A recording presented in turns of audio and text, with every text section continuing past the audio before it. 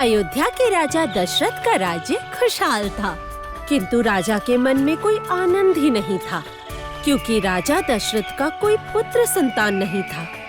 निसंतान है राजा दशरथ।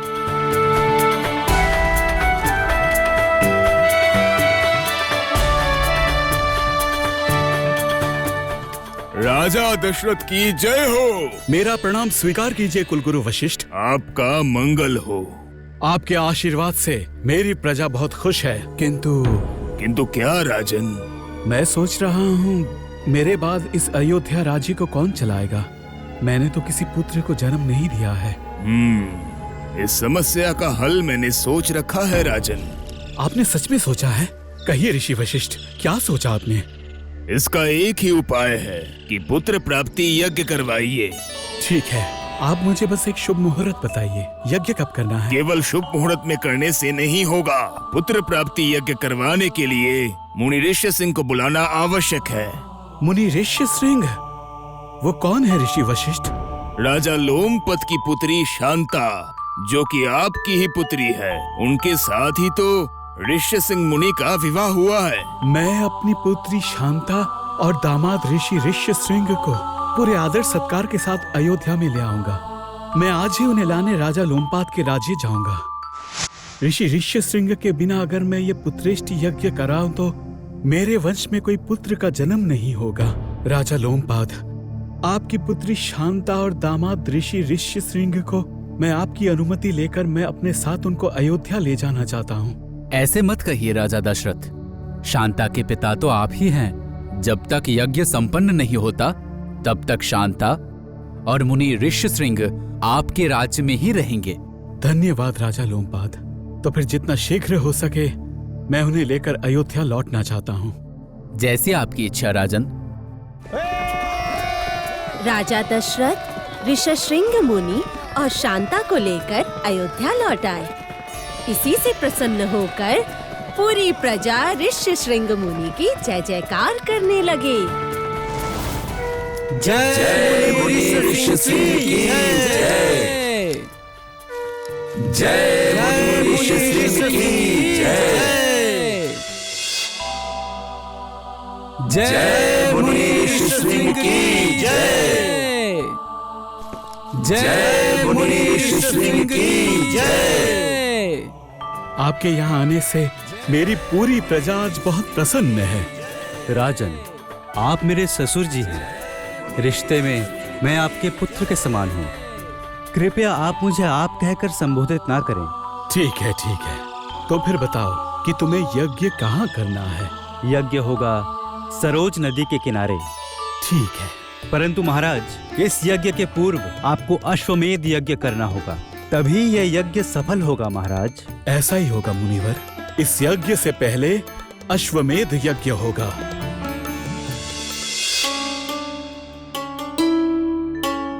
राजन, शुभ मुहूर्त हो चुका है। अश्व को छोड़ दो।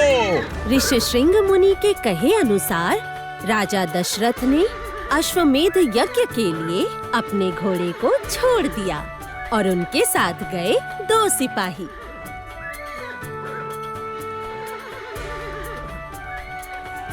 जय वशिष्ठ मुनि की जय। जय वशिष्ठ मुनि की जय। राजा दशरथ का अश्वमेध यज्ञ संपन्न होने के बाद आरंभ हुआ पुत्र प्राप्ति यज्ञ। मुनि ऋषि सिंह के कहे अनुसार सरयू नदी के किनारे निर्माण हुई एक यज्ञशाला। भिन्न भिन्न देश के राजा आए इस यज्ञ को देखने के लिए। सारे मुनि ऋषि भी आमंत्रित थे। यज्ञ देखने के लिए सभी आए थे। ये यज्ञ कोई ऐसा वैसा यज्ञ नहीं था। यह यज्ञ के सफल होने से राजा दशरथ को पुत्र प्राप्ति होगी। इसीलिए यह कार्यक्रम भी बहुत ही बड़ा था।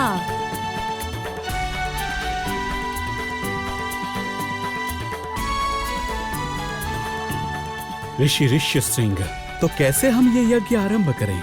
सबसे पहले वशिष्ठ मुनि का आशीर्वाद चाहिए। आशीर्वाद देता हूँ कि आपको पुत्र की प्राप्ति हो। अब मैंने दिव्य दृष्टि में ये देखा है कि भगवान नारायण स्वयं आपके घर में जन्म लेने वाले हैं। ये क्या सुन रहा हूँ मैं? क्या ये सत्य है? मुनि ऋषि सिंह की वाणी कभी भूल नहीं हो सकती राजा दशरथ। ऋषिशृंग की ये बात सुनकर राजा दशरथ को याद आया अंध मुनि का श्राप। किंतु कैसे मुनिवर, कैसे? मेरा तो पुत्र ही नहीं है। अगर पुत्र नहीं है तो पुत्र की प्राप्ति होगी। पुत्र? पुत्र जन्म लेगा? हाँ, पुत्र जन्म लेगा।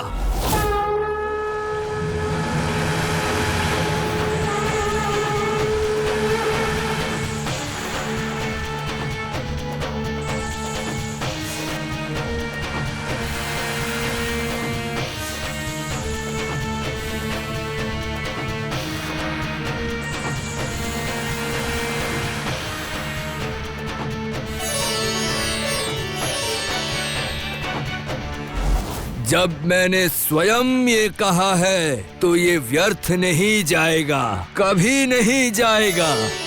पुत्र की प्राप्ति तुम्हें अवश्य ही होगी, किंतु राजन, वो सुख तुम ज्यादा दिन तक भोग नहीं कर पाओगे। ठीक है, ऐसा ही सही मुनिवर। एक राजा होने के नाते भविष्य के लिए एक राजा का जन्म देना मेरा कर्तव्य है। अगर मुझे पुत्र की प्राप्ति होगी, मैं अपने राज्यवासियों का भविष्य सुरक्षित कर पाऊंगा। पुत्र प्राप्ति के कारण आज तुम ये सब कह रहे हो राजन, किंतु पुत्र शोक में जिस दिन तुम डूब जाओगे, उस दिन तुम समझ पाओगे कि आज हम किस कष्ट में हैं। ऋषि सिंह, कहिए मुनिवर। आरंभ कीजिए पुत्र प्राप्ति यज्ञ। ऋषि मुनि, आप लोग आशीर्वाद दीजिए ताकि ये अग्नि सुंदर एवं शुद्ध हो। शुभ मुहूर्त आ चुका है मुनिवर। हवन कुंड में अग्नि संयोग कीजिए।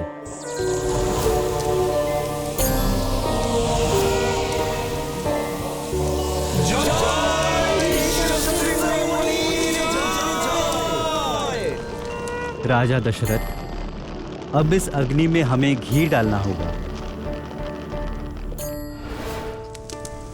दिनक्षण समय देखे शुरू हलो যজ্ঞ।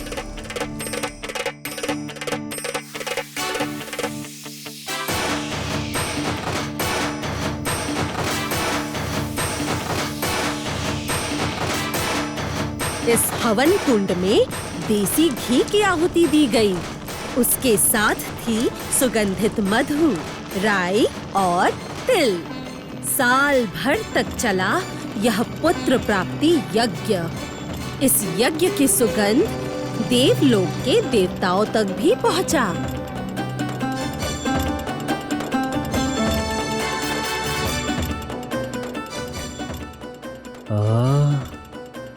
कितना मधुर सुगंध है। इतनी मधुर सुगंध इसके पहले कभी नहीं आई।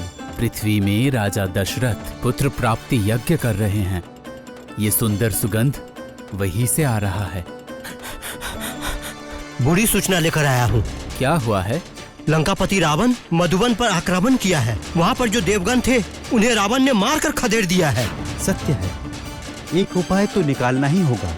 ये अत्याचार असहनीय हो रहा है। चलिए हम सब प्रजापति ब्रह्मा के पास चलते हैं। हाँ, चलो।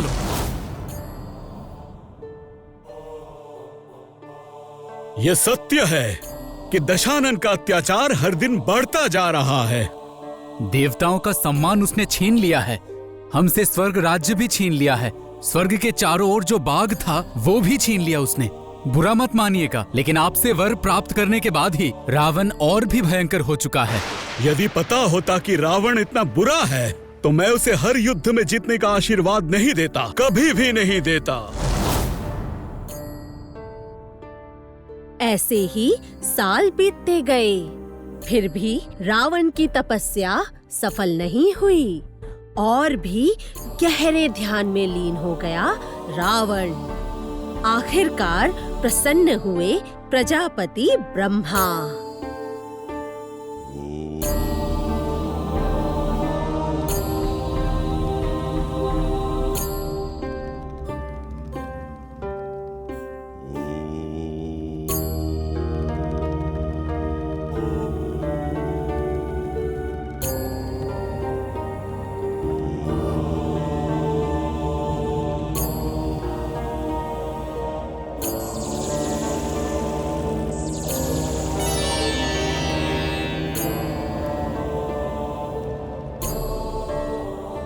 वत्स रावण, अपनी आंखें खोलो। मैं तुम्हारी तपस्या से प्रसन्न हूँ। प्रणाम प्रजापति ब्रह्मा। हाँ वत्स, बोलो, क्या वरदान चाहते हो? मैं अमर होना चाहता हूँ। पूरे त्रिलोक में मुझे कोई पराजित ना कर सके। असंभव रावण, मेरे लिए ये वरदान देना संभव नहीं है। तुम कोई और वर मांगो वत्स। प्रभु, इतने वर्षों की तपस्या के बाद मुझे आपके दर्शन मिले हैं। मुझे आपको ये वरदान देना ही होगा। मैं निरुपाय हूँ वत्स। अमर होने का वर कोई नहीं दे सकता रावण। ठीक है, तो फिर नाग, नागिन, यक्ष, दैत्य, दानव, राक्षस या देवताओं कोई भी मुझे मार ना सके। ये वरदान तो आप मुझे दे ही सकते हैं प्रभु। मुझे विचार करने दो रावण। मैं इसी वरदान से प्रसन्न होऊंगा प्रभु। बचा केवल मनुष्य। मनुष्य से मैं भयभीत नहीं हूँ। पैरों के नीचे घास को जैसे कुचला जाता है, वैसे ही मैं मनुष्य को भी घास की भांति अपने पैरों के नीचे कुचल सकता हूँ। मनुष्य से मैं भयभीत नहीं हूँ। तथास्तु।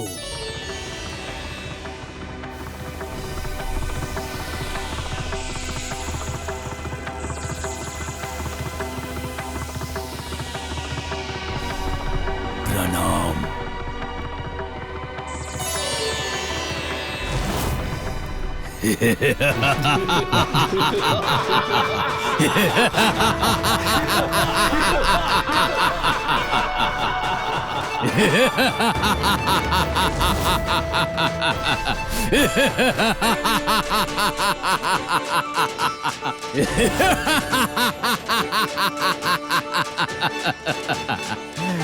नाना श्री माल्यवान, नाना श्री सुमाली, सब लोग आइए और आकर देखिए। मैं प्रजापति ब्रह्मा के वरदान से और भी शक्तिशाली बन गया हूँ। मुझे पराजित कर पाए इतनी क्षमता किसी में नहीं है। चाहे वो राक्षस हो या देवता, मुझे कोई पराजित नहीं कर सकता।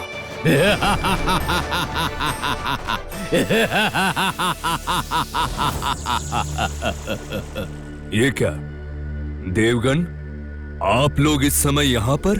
कुछ हुआ है क्या? हाँ देवराज इंद्र, रावण के डर से हम चारों तरफ भाग रहे हैं। वो दुष्ट रावण हमें शांति से जीने नहीं दे रहा। देवता और राक्षस कोई उसका वध नहीं कर पाएगा। ये आपने क्या किया? मैं देवराज इंद्र देवताओं के इस विपत्ति काल में युद्ध ना करके मैं चुपचाप बैठा रहूं? चलो हम सब मिलकर भगवान विष्णु के पास जाते हैं। अब वही हमारी पीड़ा दूर कर सकते हैं। सारे देवगण आ पहुँचे भगवान विष्णु के पास।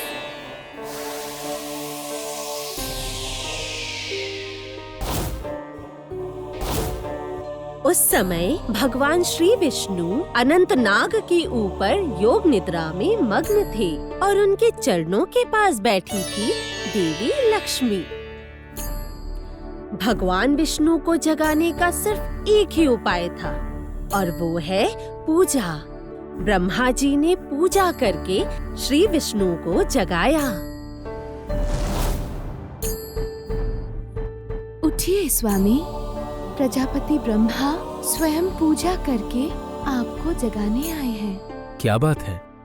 आप लोगों को देखकर प्रतीत होता है कि कोई समस्या आन पड़ी है। लंका के राजा रावण के अत्याचार से देवगणों का स्वर्ग में रहना असंभव हो गया है। क्या? प्रजापति ब्रह्मा के वरदान से रावण का वध देवता हो या राक्षस कोई भी नहीं कर पाएगा। उसे युद्ध में हराना असंभव है। तो उपाय? केवल एक ही उपाय है। बोलिए। मनुष्य या वानर के हाथों से ही रावण की मृत्यु होगी, लेकिन ये कार्य कोई साधारण मनुष्य नहीं कर पाएगा।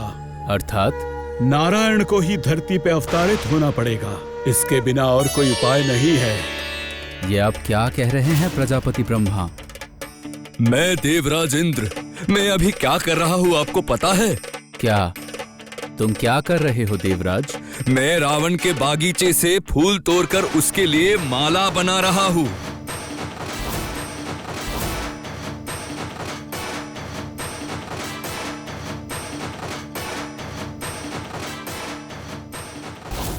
उस दुष्ट रावण का इतना साहस कि स्वर्ग के राजा से माला बनवाता है। केवल यही नहीं, सूर्यदेव अभी लंका के राजमहल के द्वारपाल हैं। अग्निदेव अब रावण के लिए भोजन पकाते हैं। चंद्रदेव अब रावण के सिंहासन के ऊपर छाता पकड़े खड़े रहते हैं। वरुण देव प्रतिदिन जल लेकर आते हैं रावण के महल में। वसुमती स्वयं रावण के महल की सफाई करती है और यमराज के बारे में सुनकर यहाँ पर सभी हंसेंगे। यमराज घोड़े के लिए घास इकट्ठा करते हैं।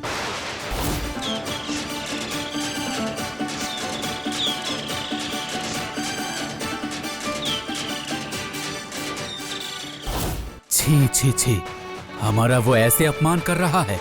मेरा धैर्य समाप्त हो रहा है इंद्रदेव। जिस शनिदेव की वक्र दृष्टि से सब जलकर भस्म हो जाते हैं, वो शनिदेव अब लंकापुरी में रावण के वस्त्र धोते हैं।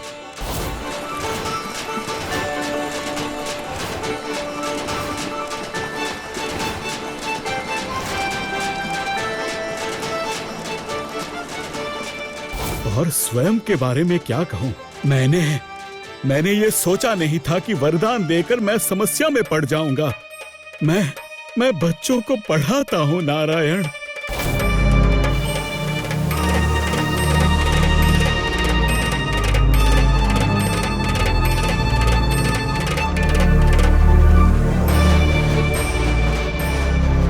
देवर्षि नारद रावण की राजसभा में गाना गाते हैं। केवल मनुष्य या तो कोई फिर वानर, यही लोग रावण का वध कर पाएंगे। आप समझ रहे हैं ना नारायण, हम क्यों आपके पास यहाँ आए हैं? मैं समझ रहा हूँ, मुझे ही मनुष्य के रूप में जन्म लेना होगा, किंतु मैं मनुष्य के रूप में किसके घर में जन्म लूं? इसी बात से मैं चिंतित हूँ। धरती पर सरयू नदी के किनारे पुत्र प्राप्ति यज्ञ कर रहे हैं राजा दशरथ। ऋषि ऋष्यशृंग स्वयं ये यज्ञ कर रहे हैं। राजा दशरथ, पुत्र प्राप्ति यज्ञ।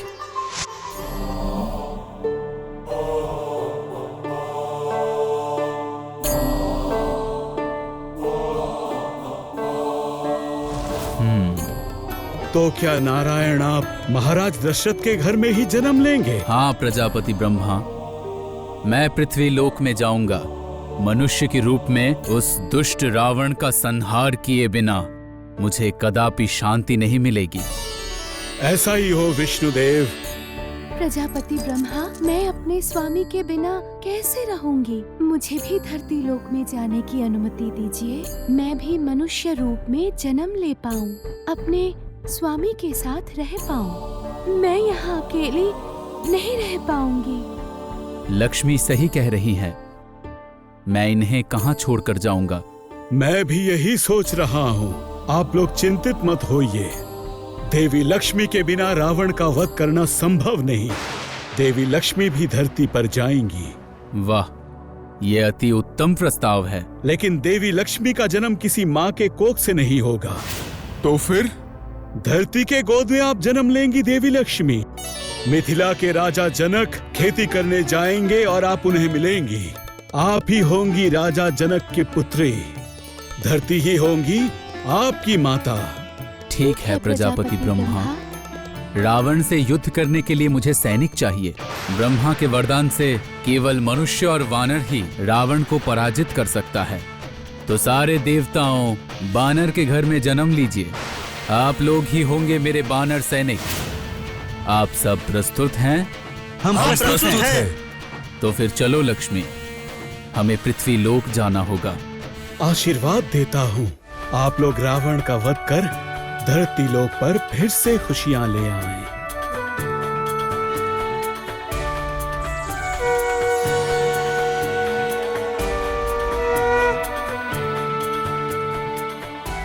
महाराज दशरथ के यज्ञ से प्रसन्न होकर भगवान विष्णु ने उनके घर में जन्म लेने का निर्णय लिया। वो जन्म लेंगे रानी कौशल्या की कोख से रामचंद्र बनकर और देवी लक्ष्मी अवतरित होंगी सीता बनकर मिथिला राज्य में अत्याचारी रावण का वध करने के लिए।